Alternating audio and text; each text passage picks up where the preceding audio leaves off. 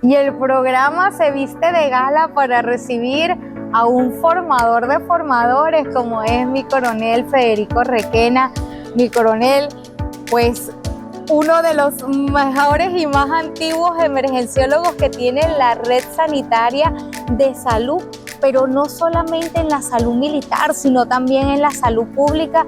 ¿Y por qué decir formador de formadores? Porque está en su savia poder formar no solamente a los emergenciólogos, sino a las evacuaciones aeromédicas, pues una de sus múltiples especialidades. Gracias. ¿Qué se siente el ser parte de un equipo multidisciplinario y qué ser un emergenciólogo en Venezuela? Bueno, yo me siento muy contento primero porque es una especialidad que no es muy conocida aquí en Venezuela, parece mentira. Pero después que la conoce, la gente sabe lo necesario que es. ¿Okay? Y bueno, formador, sí soy formador porque de verdad es lo que me gusta, la docencia, me encanta la docencia, de verdad. Estoy muy feliz porque ahorita aquí en Margarita, no dijiste que estamos en Margarita, pero estamos en Margarita. Estamos proyectando el posgrado de Medicina, Emergencia y Desastre. Soy el más antiguo de los emergenciólogos militares que hay, aunque no el más viejo, pero sí el más antiguo. Conste. Pero sí hemos desarrollado bastante la emergencia en el país. Bueno, ahorita entrevistaste a otras personas que son parte el staff que se está presentando acá en el Congreso, el primer Congreso de Medicina de Emergencia Militar, auspiciado por la DIGE Salud. Gracias por eso, de verdad yo estoy sumamente contento porque estemos haciendo este congreso aquí en la isla de Margarita. ¿Cuál es el papel de un emergenciólogo en nuestros hospitales o en nuestros centros de salud? Porque vamos a decir que es importantísimo el emergenciólogo tanto a nivel privado como público. Sí, el emergenciólogo es el que recibe. El emergenciólogo no es competencia para las otras especialidades, aunque de repente a veces lo piensen, porque nosotros tocamos un poquito de cada una de las especialidades, pero nosotros somos más bien un apoyo. Entonces, cuando llega un paciente a la emergencia, somos los que recibimos, estabilizamos al paciente, le salvamos la vida en el momento y pasamos después, a posteriores, al tratamiento crónico con las otras especialidades. Y en el medio público, en el medio privado, es importantísimo. Primero porque el emergenciólogo es un administrador, además de médico, especialista que resuelve la parte de emergencia, él administra la emergencia. Yo le he dicho en otras oportunidades, la emergencia es la tierra de todos, pero la tierra de nadie. Todo el mundo convive en la emergencia, todas las especialidades, pero el dueño de la emergencia debe ser alguien que tome la batuta y ese alguien es el emergenciólogo. Entonces convido me siento feliz de que por lo menos la Universidad de la Ciencia de la Salud se ha proyectado ir adelantando el programa de Medicina de Emergencia como uno de esos programas base para los posgrados que están desarrollando. ¿Qué aristas ve usted en cuanto a la etiología? Es decir, ¿cuál es la causa que consultan más a nivel de las emergencias en nuestros centros de salud? En nuestros centros de salud y a nivel mundial, las causas cardiovasculares, problemas cardiovasculares, ¿okay? Por el tipo de alimentación, por el sedentarismo, la mayoría, por eso es que, bueno, uno de las especialidades que más está desarrollada a nivel mundial es la cardiología y es la que le meten más dinero los laboratorios porque es la primera causa de asistencia, de atención de emergencia en el país y en el mundo en general. Aunque todo ha mejorado, cada día se mejora un poco más, pero cada día se descubren cosas nuevas. Mi coronel, ¿en una emergencia se puede ventilar un paciente? No se puede, se tiene que ventilar un paciente. Dependiendo de la patología, ¿no? Pero yo no sé, la pregunta es si se puede hacer o se tiene que hacer o qué. Las dos. O sea, dependiendo de la patología, se va a hacer y se puede hacer. Y en una emergencia podemos empezar desde lo mínimo, que es la respiración boca a boca, hasta lo máximo, que son los ventiladores mecánicos. Pero todo se debe hacer y todo lo tiene que saber hacer un emergenciólogo. Un emergenciólogo toca también terapia intensiva. Muchas veces dicen, bueno, pero ustedes son medio intensivistas, porque nosotros manejamos la ventilación mecánica. Cuando aquí hubo el COVID, a mí me llamaron a que yo le diera clase a los muchachos que iban a estar, y yo, bueno, pero ¿para qué yo voy a dar clase de ventilación mecánica si aquí hay intensivistas que la pueden dar mejor que yo? No, pero es que usted es el docente, no, sí, pero deja que los intensivistas háganlo, porque uno no quiere ser competencia, uno quiere actuar. En cuanto a ese manejo de emergencia, por supuesto, también tenemos heridas exsanguinantes y en la parte o en el mundo militar, una de las especialidades pues está la cirugía de guerra. ¿Ha tenido la oportunidad de poder interactuar justamente en esas causas que tiene que ver con la medicina de guerra? Interactuar con las especialidades que tienen que ver con la medicina de guerra todo el tiempo, porque nosotros en nuestras emergencias, en las unidades de trauma shock, vivimos una medicina de guerra prácticamente, porque hay muchos accidentes de tránsito y ahorita con la proliferación de las motos, más todavía, han habido muchos. Y en la parte de medicina de guerra como tal, en el terreno, sí, o sea, nosotros hemos practicado y para eso estamos, y de hecho ya hubo un congreso, ya han habido congresos de medicina de guerra y de medicina militar también, en la cual desarrollamos lo que es esa parte de la medicina de emergencia, que es la medicina de guerra. Nosotros tocamos varias aristas y yo coloqué en mi especialidad cuál es el campo laboral. Uno de los campos laborales es la medicina militar. Además que el Hospital Militar Sayago Mora tiene algo especial, que son los hospitales quirúrgicos móviles, y a usted le ha tocado la comisión de desplegarse, saltar el charco, desplegarse de Margarita hacia tierra firme. ¿Cuál ha sido su experiencia justamente en este sistema de hospitales? Mira, este sistema de hospitales es fabuloso, sobre todo para llegar a donde otros no llegan. Es como los helicópteros, en la parte de aeronáutica, nosotros, el lema del grupo 10, del grupo 10 de los helicópteros de la aviación militar, llegamos a donde otros no llegan. Bueno, los HQ, hospitales móviles quirúrgicos, llegan a donde no llega la medicina en otras partes, aunque allí nombraron que tenemos no sé cuántos miles de ambulatorios y centros de salud a nivel nacional. Hay lugares en los cuales no puede llegar y no llega completa la salud. Y nosotros brindamos, y hemos brindado, la otra vez hicimos un periplo por todo el oriente del país y de verdad fue fabulosa la experiencia. ¿Puede hacer parte quirúrgica en estos hospitales? Sí, bueno, de hecho, lo máximo que se hace es parte quirúrgica. Se hicieron varias operaciones, tanto de oftalmología como de cirugía general. Y una cosa que quería decir, que actualmente se han especializado el personal, que hay cursos en sanidad aeronáutica, en sanidad militar, perdón, hay cursos específicos para tripulantes de HQ, certificados y recertificados internacionalmente. Entonces nosotros tenemos esos HQ que antes eran una pieza de museo, todos se renovaron y todos están en perfecta condición. Usted entra a un HQ y cree que está en un avión nuevecito. Así es, mi querida Venezuela, un orgullo tener este talento humano y por supuesto ustedes contar con una salud que se puede desdoblar para tiempos de paz y para tiempos de excepción. Quédate con nosotros que seguimos con este programa tan especial desde la Perla del Caribe, Brújula Médica con cirugías y medicina de emergencia.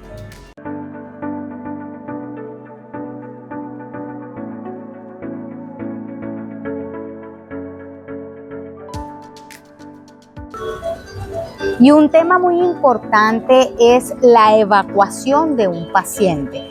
Yo estoy contentísima de poder hablar del traslado aeromédico. Me encuentro con Rafael Silva y tener una responsabilidad, porque si bien es cierto ese minuto de oro es válido, ustedes son los encargados de en ese espacio donde quizás sea difícil entrar incluso por vía terrestre o llevar más rápido un paciente, tener que hacerlo a través de los espacios aéreos. ¿Estamos normatizados nosotros en el país para poder hacer traslados aeromédicos? Bueno, gracias por la oportunidad, sobre todo, de poder explicar este tipo de cosas. Y bueno, esa pregunta que estás haciendo es sumamente interesante, ¿no? Sí estamos normatizados, ¿ok? Actualmente se está evaluando y se está llevando adelante una actualización de lo que es la norma, en este caso es la norma, la regulación aeronáutica venezolana 135, y está actualmente en consulta pública para mejorar la gestión de este tipo de actividades y poder entonces de esta manera adecuarnos a los requerimientos internacionales que tienen que ver con la materia del traslado aeromédico. Una gran comisión porque tener que llevar a un paciente el traslado, el equipamiento y por supuesto el talento humano. ¿Cómo podemos hacer eso posible y pues estar dispuestos en todo el país? Bueno, nosotros tenemos nuestra base central aquí en Caracas, en Maiquetía, ¿no? Desde ahí se despachan las aeronaves como tal. Todo lo que tiene que ver con la dotación médica de los servicios es un tema que se maneja a través de un área que se llama electromedicina, que es la que controla que todos estos equipos estén de forma adecuada, disponibles para este tipo de traslados.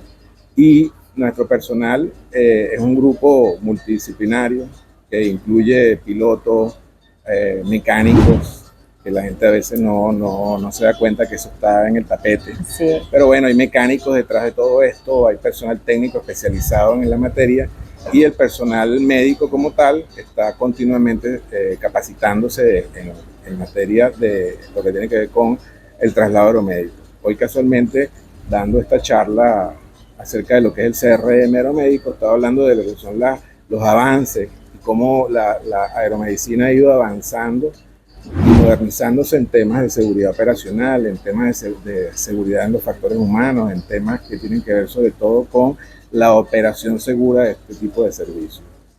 ¿Hasta qué punto, mi doctor, nosotros podemos trasladar un paciente?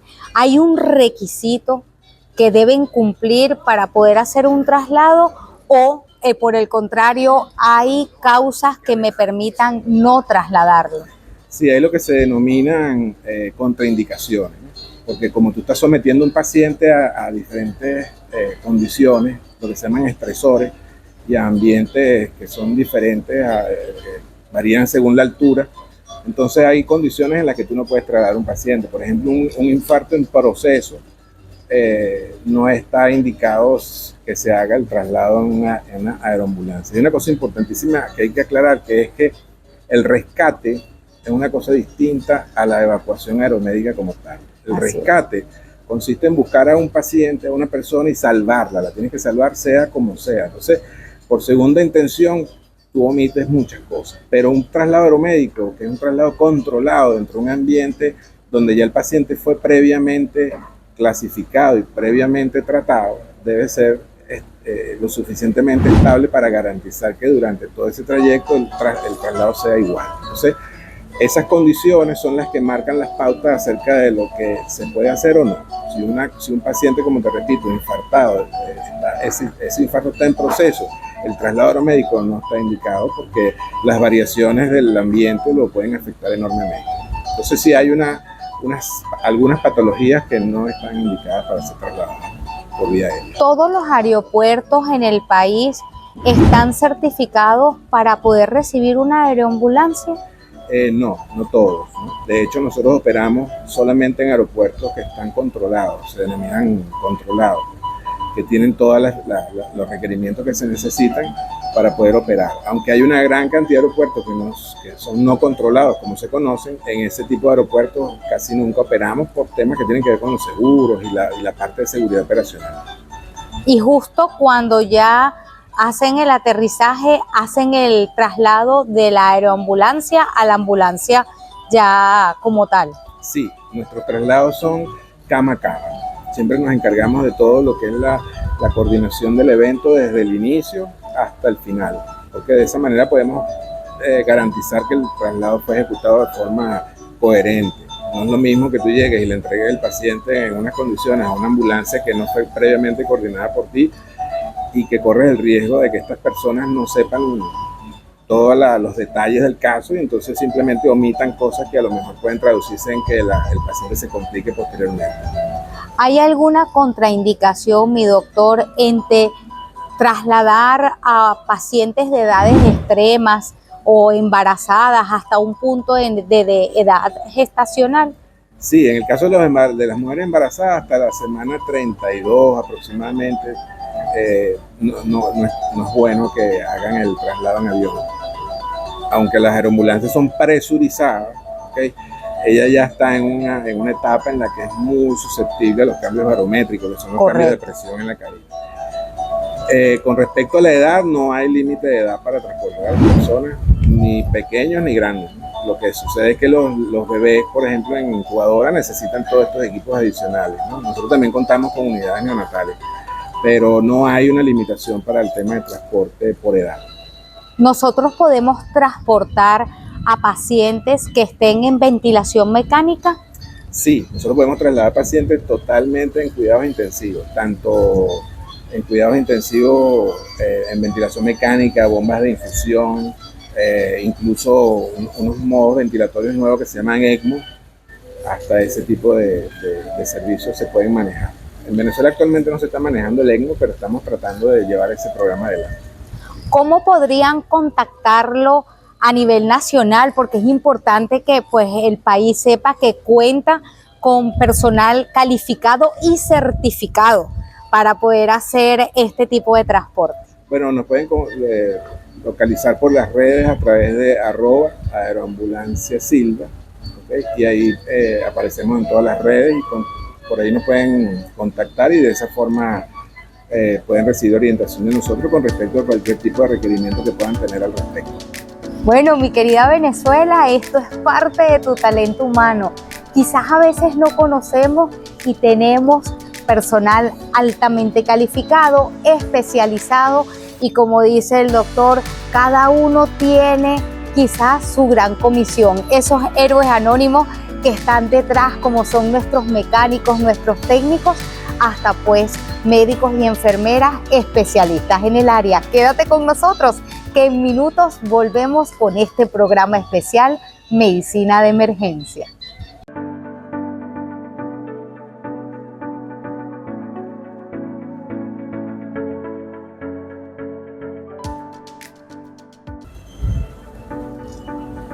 Y Brújula Médica se traslada a la perla del Caribe, Margarita, en este programa especial de Medicina de Emergencia. Me encuentro con el licenciado Vázquez y no es más que la perfecta fusión cívico-militar policial, la Fuerza Armada, la salud del Estado y protección civil. Ese ente que se activa cuando ocurre un desastre. ¿Qué nos puede decir acerca de esa gran función y comisión que tiene Protección Civil ante un evento que podría ser una emergencia y cuál sería la diferencia con el desastre? Bueno, muchísimas gracias, mi coronel, por esta invitación a este magnífico y sea bienvenida a la perla del Caribe, a la isla de Margarita.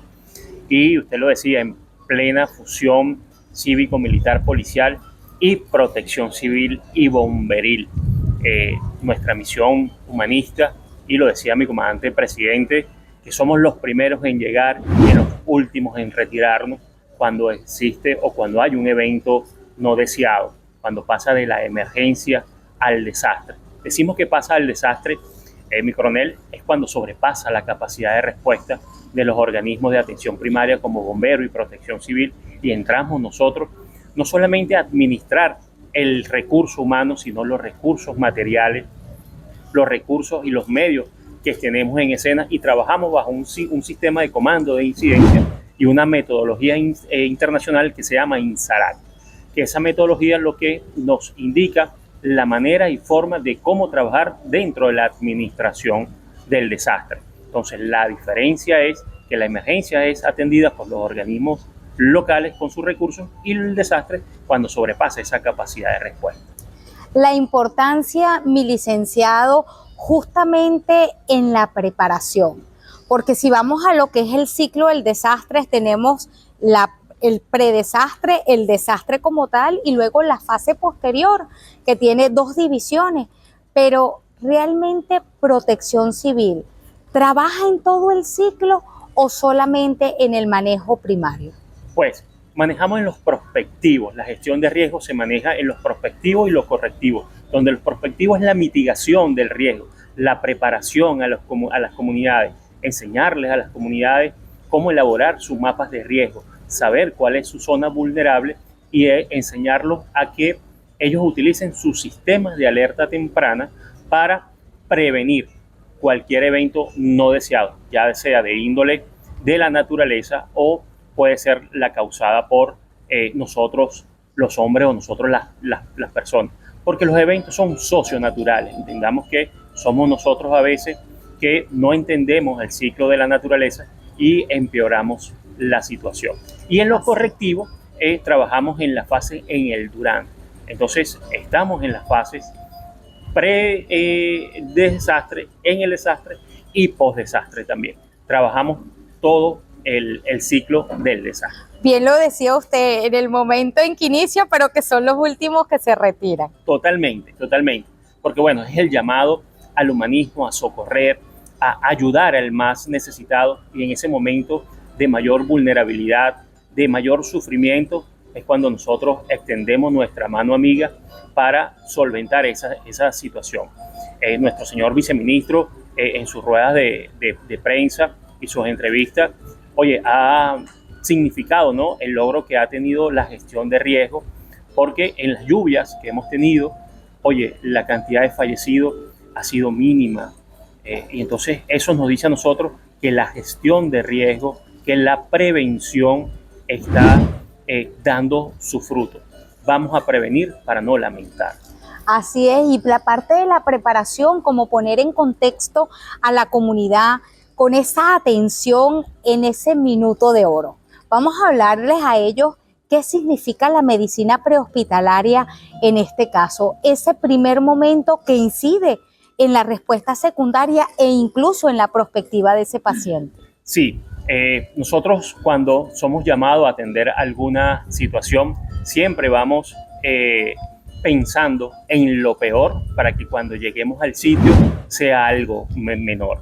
Y en esas perspectivas poder brindarle en ese minuto de oro, en esa hora de oro, poder darle soporte de vida a esa persona que está con un sufrimiento o con un padecimiento o con un incidente o un accidente. Entonces nos preparamos para atender, y lo decíamos temprano, a veces nos volvemos hasta psicológicos porque prestamos hasta los primeros auxilios psicológicos en esa persona que tuvo un incidente, solamente daños materiales, pero bueno, queda afectada por todo lo sucedido. Entonces nos preparamos también en el aspecto psicológico para atender y ayudar. Y quizás aquí abrir un poco esa ventana, Milicen, al pueblo venezolano. A veces nos movemos por la curiosidad, por el morbo que puede causar algo que estamos viendo, y ese minuto lo diluimos en un minuto de grabar algo que vas a pasar a una red social, olvidando lo humanista, la empatía ante ese incidente. Por ejemplo, hoy en día que ha aumentado un poco los accidentes a nivel de nuestros motorizados, ¿qué llamado puede hacerle al pueblo venezolano justamente para eso? Bueno, el llamado que ha hecho nuestro comandante presidente es a la conciencia, a que apelamos a ese humanismo que debe de estar grabando para subir a las redes sociales, es ayudar. Con una llamada telefónica a través de los números de emergencia 911 podemos salvar muchas vidas. Tenemos allí compañeros que están las 24 horas del día, y es importante que nuestra comunidad sepa y aprenda que tenemos un sistema de comando y control y vigilancia que es el 911, que abarca toda Venezuela y que nos puede ayudar a salvar vidas como lo hacemos nosotros en Protección Civil. Un orgullo este sistema, cómo se ha cohesionado, cómo se está preparando, cómo está preparando a la comunidad. Y aquí se me hacen los minutos cortos, pero dar las gracias de su existencia y, por supuesto, usted allá en casita, seguirse preparando. Quédate con nosotros que seguimos en este programa especial Medicina de Emergencia.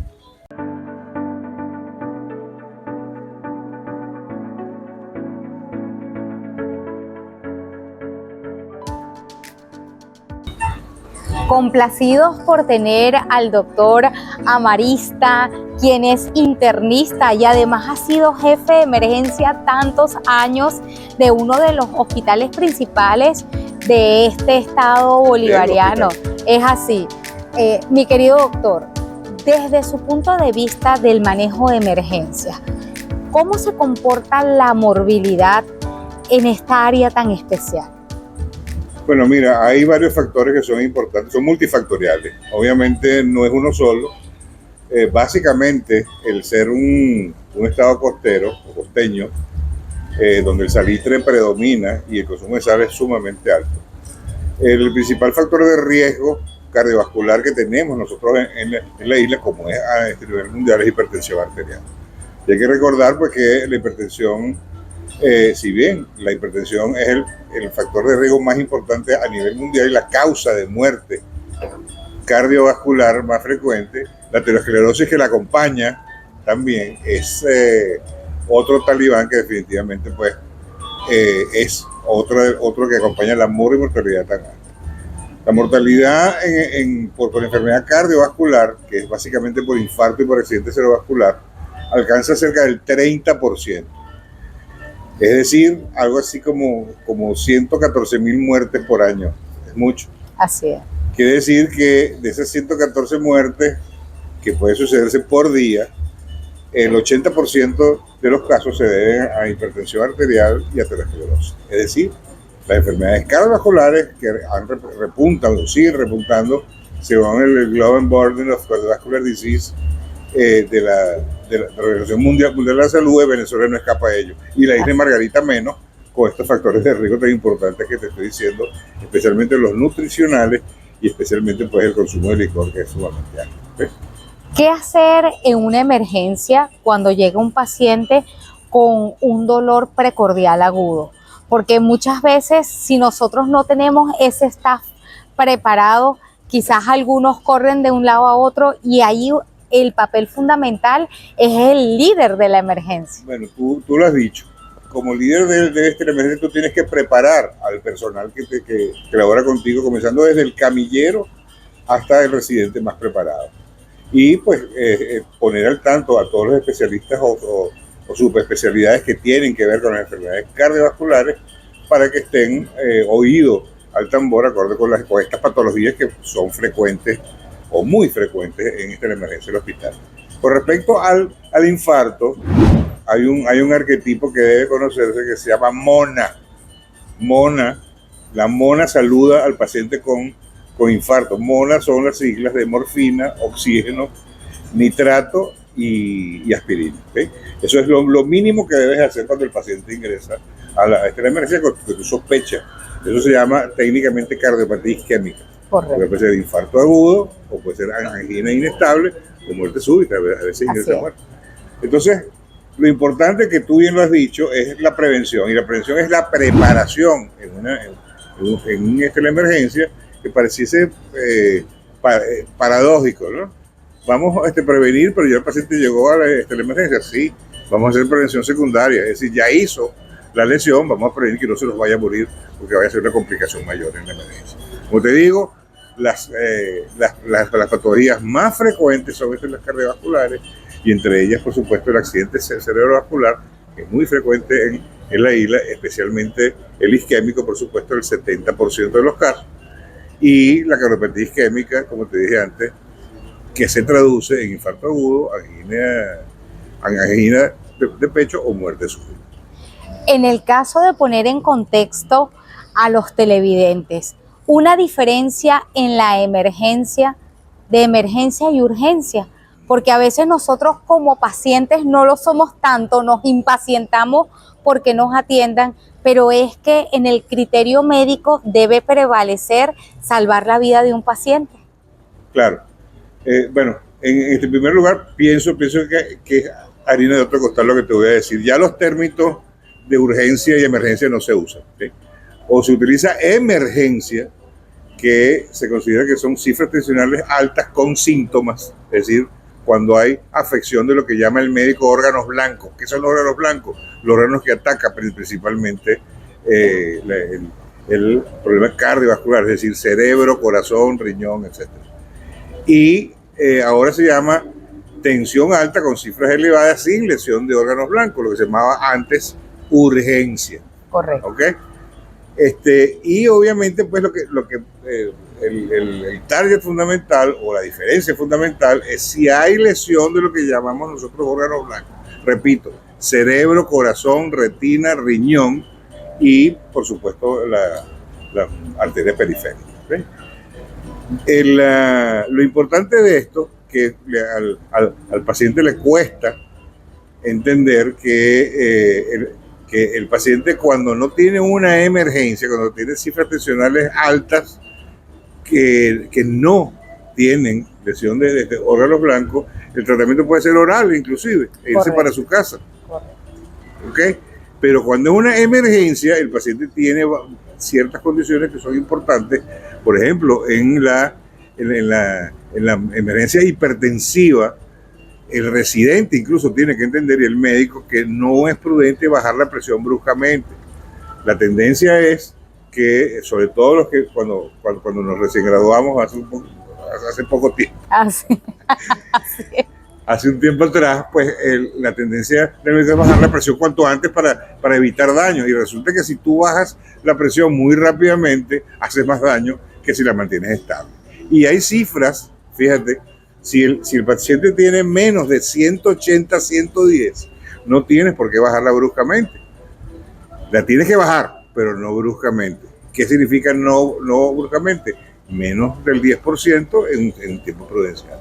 Pero no como la gente tiende a bajarla. Repito, si tú bajas la tensión bruscamente, las lesiones que se producen son peores que si el paciente tuviera la lesión, porque se hipoperfunde los órganos. Baja la perfusión del cerebro, baja la perfusión del corazón, baja la perfusión del riñón y el paciente pues hace isquemia y muerte. Así es. Pero también vemos que otra patología que pone en jaque la vida de los pacientes son las patologías que obstruyen la vía aérea, que en su desenvolvimiento en estos 20 años o más en estas emergencias, ¿qué piensa desde la vía aérea y qué podemos recomendarle al pueblo venezolano que debe hacer? Mira, básicamente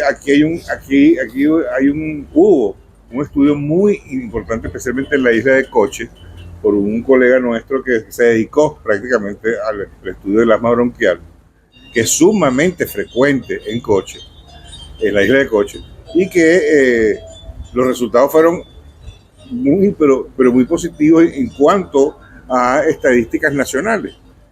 Y básicamente el problema fundamental es de cumplimiento de tratamiento. Primero, de diagnóstico preciso, y una vez que se hace diagnóstico de afección bronquial, ya sea asma, enfisema pulmonar, enfermedad broncopulmonar obstructiva crónica, el paciente no cumple el tratamiento. Eso es prácticamente la norma. Y tiene que entender el paciente con asma bronquial y especialmente el paciente con EBOC, así se llama, enfermedad pulmonar obstructiva crónica, que como su nombre lo dice, es una patología a largo plazo. Así y que el tratamiento es a largo plazo.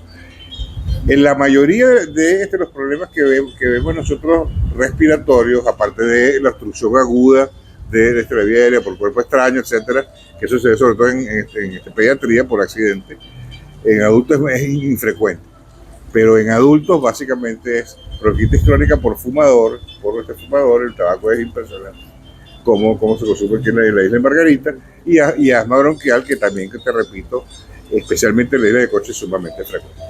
Y yo pienso que, bueno, tengo unos trabajos sobre esto, hecho en esta emergencia, que la falta de cumplimiento del tratamiento y de entender que es una enfermedad crónica y no cumplir las normas que necesita un paciente crónico, pues hace que se repita o se reitere su vida para la emergencia en forma consciente.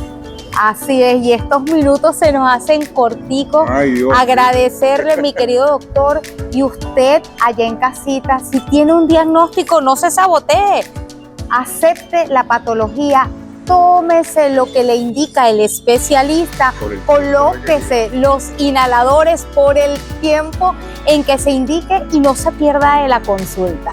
Gracias, mi querido doctor, y usted en casita, quédese allí que ya volvemos con la última fase de este programa especial, que creo que lo repetiremos porque hay mucha tela que cortar.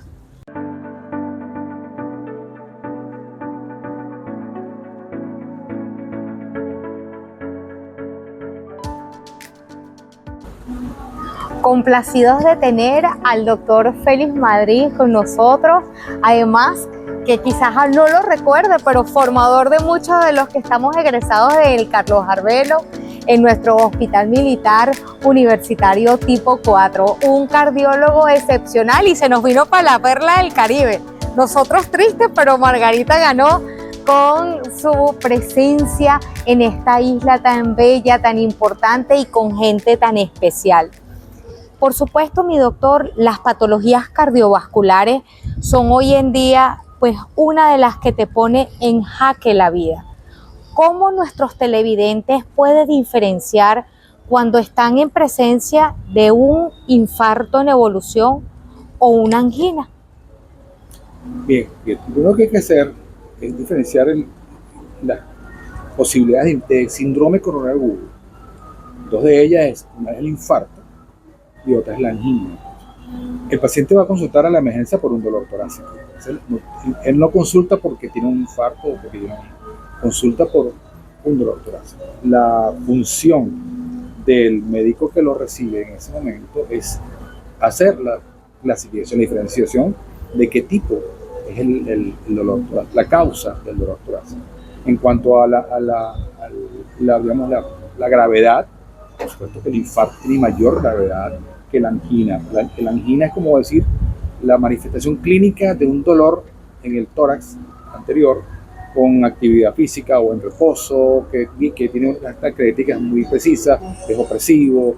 En cambio que ya el infarto es ya la lesión necrótica instalada en el corazón. Lo que hubo antes fue el dolor, digamos la angina, lo que desencadenó, si no se trató, fue el infarto agudo, que ya es la lesión. Entonces, que el paciente lo diferencie es un poco difícil. Correcto. Él va a consultar por un dolor que es inolvidable. Todo el paciente que alguna vez en su vida tuvo un infarto nunca olvida ese dolor. Un dolor muy preciso. El médico que lo está recibiendo, que se está encargando del caso, es el que va a diferenciar si es una angina o un infarto. ¿Quiere decir, doctor, que todo dolor precordial o un dolor torácico puede desarrollarse a infarto o puede tener otras causas? No, no todo dolor torácico es un infarto. En el tórax hay muchas estructuras que pueden doler y pueden ser, digamos, pueden simular el dolor de un origen coronario. Puedo hablarte, por ejemplo, del reflujo gastroesofágico, que no es una emergencia, pero es un dolor retroesternal, un poco urente, que por supuesto, si aparece de manera aguda, el paciente se va a alarmar y lo primero que va a pensar es que le está dando un infarto. Eso es que lo que tiene es un reflujo gastroesofágico que no es emergencia. Entonces, la diferenciación realmente es un poco difícil. Hay estructuras que pueden doler en el tórax que no tienen nada que ver con la circulación coronaria. Puede haber dolores de osteocondritis, musculoesqueléticos, por ejemplo. Un motivo de consulta muy frecuente en la emergencia es la neuritis intercostal. Si está ocurriendo del lado izquierdo sobre el corazón, el paciente inmediatamente piensa que lo que le está dando es un infarto. Pero es por el tipo de dolor. Es la función del médico que lo está haciendo saber diferenciar el tipo de dolor y por supuesto tranquilizar al paciente. Mira, lo que tienes no es un infarto, lo que tienes es tal cosa.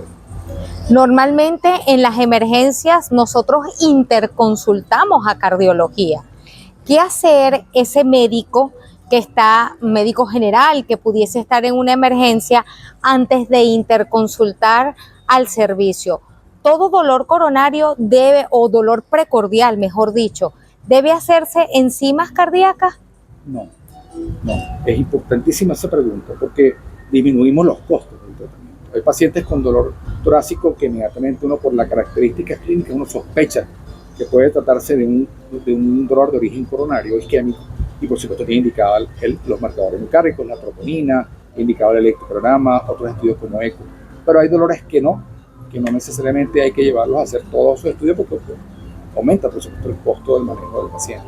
Que simplemente de repente radiografía del tórax, si se trató de un trauma de tórax, me golpeé y ves que no hay lesión ósea ni lesiones pulmonares, lo puedes ingresar con tratamiento ambulatorio sin necesidad de llegar a un ecocardiograma, a unas pruebas, a unas enzimas cardíacas. ¿Okay? Pues, dependiendo lo importante de la pregunta es que la persona que lo recibe esté entrenado en Correcto. diferenciar lo que es agudo, gravedad y agudo que no es emergencia. Cuando tenemos un dolor agudo y sospechamos altamente que sí puede tener el origen cardíaco, en el electro se expresa que está ocurriendo un infarto. También, sí, puede haber infartos con electro normal y eso puede pasar. El electro es una ayuda, pero si yo tengo la sospecha de que tiene un infarto y el electro me dio normal, tengo que hacer otras cosas. Una de ellas, solicitar las enzimas cardíacas. Si el paciente tiene un electrocardiograma normal, pero tiene las enzimas cardíacas alteradas, el paciente tiene un infarto. Un infarto sin elevación del ST, le llamamos antes el infarto no Q, pero es un infarto igual. Y fíjate, con un electro normal. Por eso es tan importante saber cómo manejar el paciente, el dolor torácico, para que no se te complique. No vayas a dar de alta a un paciente por la casa. Correcto. Por haber dejado de hacer cosas que pudiste haber hecho en emergencia. O sea que es importante, mi doctor, ese periodo de observación. Sin duda. En casa, para nuestros televidentes, si presentan un dolor de este tipo, como cardiólogo, ¿qué recomendación le deja al pueblo venezolano? Fíjate, en casa es como complicado hacer una diferenciación, ¿no?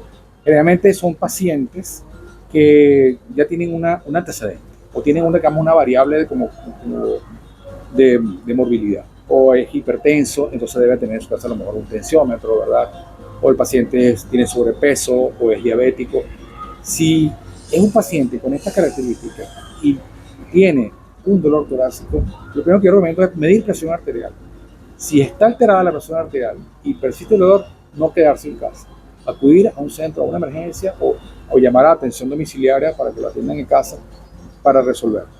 Porque el problema es que quedarse en casa con un dolor torácico y no saber realmente cómo puede evolucionar, mejor es que ir a una... O sea, recomendaciones para la casa, difícil, ¿no? Decirle, mira, haga esto, haga lo otro. En caso de que es el hipertenso que tiene un tensiómetro en su casa, pero hay quien no tiene un tensiómetro en su casa. Así es. Definitivamente una especialidad muy importante y nosotros recomendarle acuda a sus especialistas, al internista, al cardiólogo, si tiene comorbilidades, como dice nuestro querido doctor, no pierda el tiempo porque un infarto, sobre todo en unas edades entre esos 40 y 55 años, puede definir la vida suya. Nosotros decirle gracias a mi querido doctor Félix Madrid, compañero de 1000 batallas, y ustedes, atención a ese corazón que es, por supuesto, su relojito y motor de su cuerpo.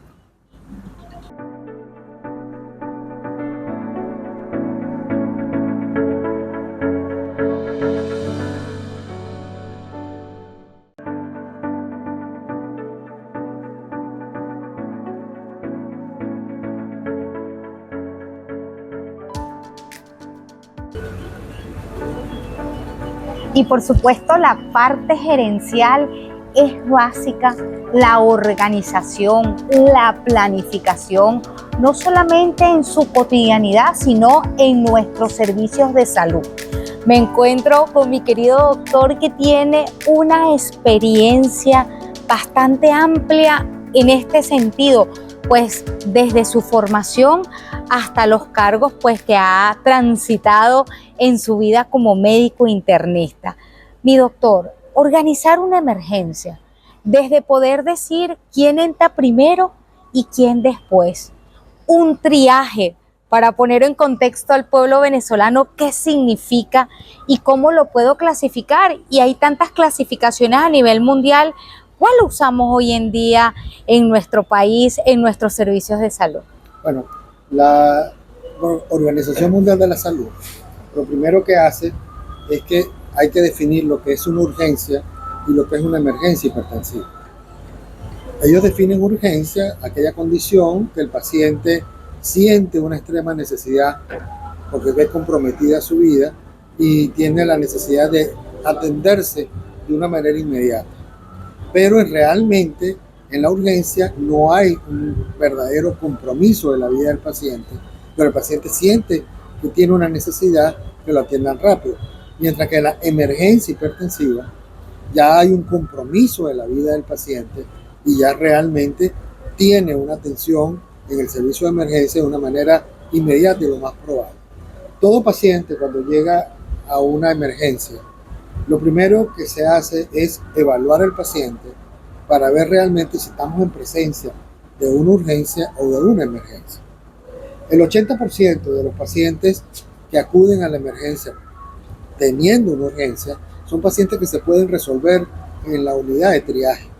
El triaje está programado precisamente para eso, para resolver todas las urgencias médicas de esa unidad o de ese hospital donde el paciente acude. Si el paciente en un lapso de 2 a 6 horas no se le puede resolver la urgencia y amerita una observación, es cuando ese paciente es pasado a la unidad de emergencia, a un cubículo, para continuar con un tratamiento, con una observación, hasta que se defina realmente su patología y su tratamiento para poder ser egresado. Mientras que el paciente que presenta una emergencia es un paciente que tiene comprometida su vida y es un paciente que pasa directamente a los cubículos de la unidad de emergencia para que resolver de una manera inmediata no solamente el diagnóstico, el tratamiento y la patología. Dentro de la emergencia hay un área especialmente que se llama trauma shock. Correcto. Que son aquellos pacientes cuyo compromiso de su enfermedad compromete no solamente su vida, sino que llega hemodinámicamente inestable y llega con el riesgo de muerte inminente. Ese paciente es una emergencia, pasa directamente a la unidad de trauma shock, donde debe haber un equipo preparado para actuar de una manera inmediata, de una manera pronta y poder estabilizar al paciente y resolver. La mayoría de los pacientes que se encuentran en el área de emergencia, lo ideal es que no permanezcan más de 6 horas. Si uno ve que ese paciente amerita más de 6 horas porque no le ha resuelto completamente su patología, ese paciente debe ser hospitalizado. Correcto. ¿Okay? Y en el trauma shock, si en lapso también de 6 horas, máximo 12 horas, no se resuelve sus condiciones de inestabilidad, ese paciente debe ser pasado a una unidad de terapia intensiva o por lo menos de cuidados intermedios. Además, es importante, mi doctor, los protocolos, porque hay muchos protocolos que están escritos y quizás en el devenir, en lo que llamamos medicina basada en la evidencia y en la experiencia, uno ha tropicalizado alguno de estos protocolos. Claro, lo primero que debe tener una emergencia es una norma de procedimiento de cómo debe funcionar la emergencia desde el punto de vista estructural. O sea, qué cargo debe ocupar cada uno de los integrantes de la emergencia. El residente, la enfermera, el camillero, incluso hasta la misma aseadora, debe estar escritas esas normas de cuáles son sus funciones específicas. No es lo mismo una emergencia para una enfermera que trabaja en terapia o que trabaja en hospitalización para una que trabaja en la unidad de emergencia. Sus fines y sus funciones son completamente diferentes. La batalla de choque cuando llega el paciente es el médico residente. El médico residente evalúa al paciente, ¿okay?, para hacer una impresión diagnóstica e inmediatamente, si hay que tomar unas medidas, se le prepara para que las tome, pero inmediatamente va a ver cuál es el especialista que necesita la evaluación de este paciente para poder resolverle su emergencia. Desde su experiencia, mi doctor, importante las heridas por arma blanca y las heridas por arma de fuego.